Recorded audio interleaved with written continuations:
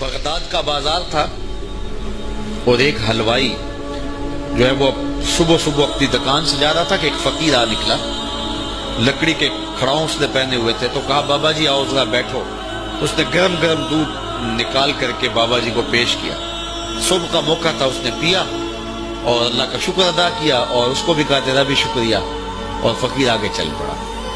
بازار کا منظر تھا، آگے ایک فاحشہ عورت اپنے دوست کے ساتھ، اپنے یار کے ساتھ سیڑھیوں پر بیٹھ کے موسم کا لطف لے رہی تھی۔ یہ آج کل جس طرح ہلکی ہلکی بوندا باندی ہو تو جی چاہتا نا کہ باہر آئیں اور منظر دیکھیں، تو ساون کی رت لگی ہوئی تھی، ہلکی ہلکی بوندا باندی تھی، تو سیڑھیوں پہ بیٹھ کے وہ موسم کا لطف لے رہے تھے کہ یہ فقیر اپنی موج میں بازار سے گزرا تو لکڑی کے کھڑاؤں تھے، کیچڑ اڑ کے کبھی دائیں گرتا تھا کبھی بائیں گرتا تھا، ایک چھینٹا اڑا اور اس عورت کے لباس میں جا گرا۔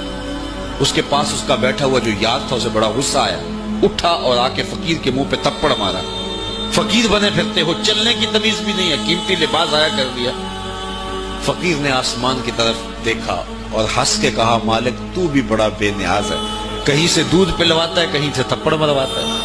حضرت داتا گنج بخش علی حجویری کشف الماجوب میں لکھتے ہیں فقیر اتنی دیر تک فقیر نہیں بنتا جب تک خدا کی رضا پہ راضی نہیں ہو جاتا۔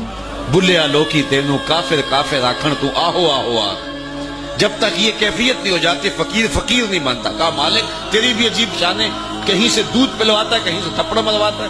یہ کہہ کے فقیر آگے چل پڑا۔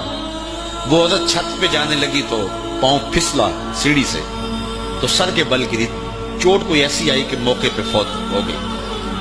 شور مچ گیا کہ فقیر نے کوئی بد دعا دی تھی آسمان سے منہ کر کے، تو یہ قیمتی جان چلی گئی۔